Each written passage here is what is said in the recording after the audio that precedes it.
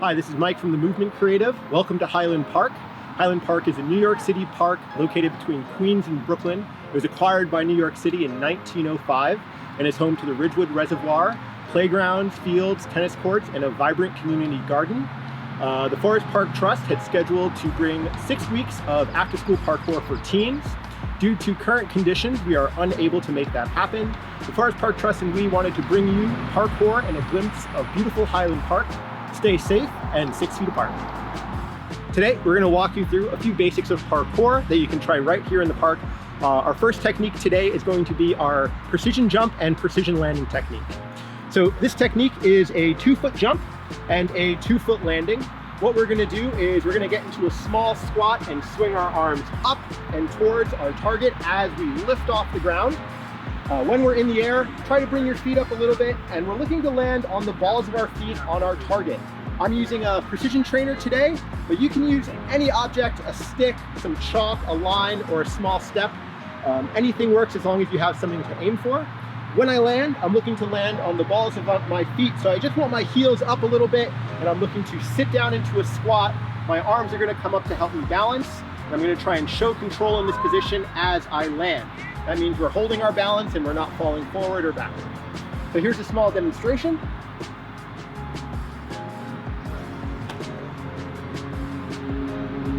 So you can pick any distance to jump from, start close, and then work your way back.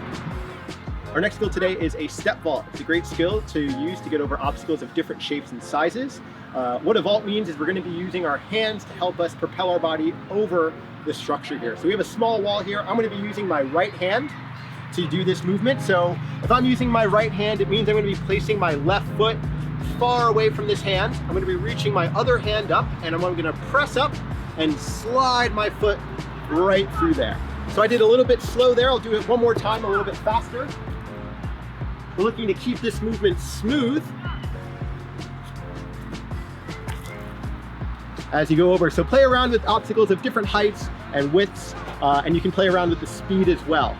Our next skill is a movement we use to get on top of obstacles that are slightly higher. This is what we call a wall pop. So in order to propel ourselves up onto the wall, what we're going to be doing is adding a step right here on the side of our obstacle. So the placement will be a little bit different for everyone, but what we're looking for is to have the ball of our foot contacting, our heel should be off, and our knee should be level with our hip. When I'm stepping up, my hands will be flat on top of the wall, and I'm thinking about getting my chest over my hands and finishing a bit like a push-up or a dip. This is what it should look like.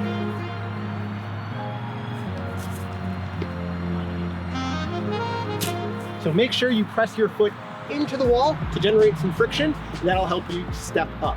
Once you're on top, you have a few different options. Focus on getting your feet on top of the wall.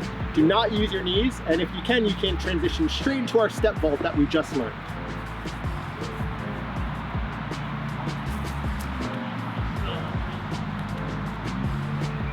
So our final variation of how to dismount off an obstacle today is going to be using our step vault technique. So just like before, we're going to start with one hand and one foot on the edge of our wall here. You can have your hip resting as well, and we're thinking about pushing our hips forward, down towards the ground.